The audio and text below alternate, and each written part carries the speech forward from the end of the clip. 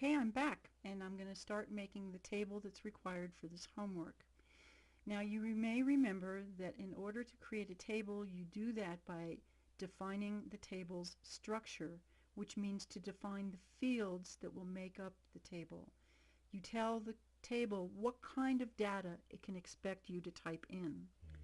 That could be done in this screen right here by using click to add my fields to each column. But I'm going to show you the way I would do this because I think it's easier, cleaner, and better. Instead of using the tools out here in the datasheet view, I'm going to design view. I'm going to click one time on this button with the triangle to take myself to design view of this table. When I click on it, the computer wants me to give a name immediately to the table. And you may remember from the instructions we are supposed to call this critters. So there's the name, and I'll click OK.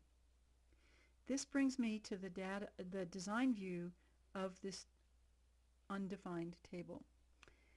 I will go one field at a time and make the fields that are required for this table. Now we already have a field called ID. It's the primary key, and it's an auto number field.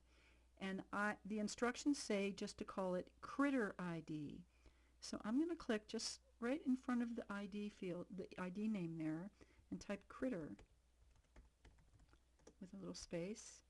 And that's all I need to do for that one field. I'll click down to the next row, and I'll make the next field, which is going to be critter name. I'll hit my tab key, which takes me to the data type column, and I will think about it but realize that short text is the best field type for typing in a name, but 255 keystrokes down here, that's excessive. So I'm going to get rid of the 255 and maybe type 15. I think that will be enough keystrokes to type in a pet's name or an animal's name. I'll click on the next row, and the next field name is intake date. Gotta watch my spelling here. This is the date the animal was brought to the shelter. So we want to make this a date and time field. I'll use the down arrow to get my field type list, and I'll click on date and time. And this time I'll use my tab key 2 times to come down to the next row. The next field is tracking what species of animal this is. So that's the species field name. I'm going to leave that as short text, and I'm not going to change this quite yet because we're going to come back and change this later to make a lookup for it.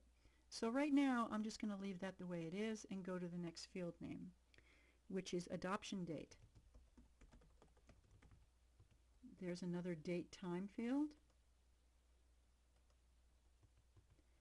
Then the next field is adoption price.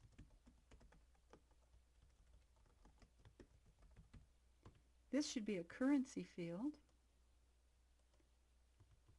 I'm using my tab key to come down to the next row. The next field is, does this animal need a special diet? And that would be a yes/no field. Either they need a special diet or they don't. And then the last field that's required is extra comments. And we're going to leave that as short text, and we're going to leave it as 255 keystrokes in case we have a lot of comments to make about an animal. At this point, it's not a bad idea to save what we've done so far. So I'm going to move my mouse up to the quick access toolbar and click one time. I'm going to stop this video, and then I'll do another video on making refinements to what we've done here.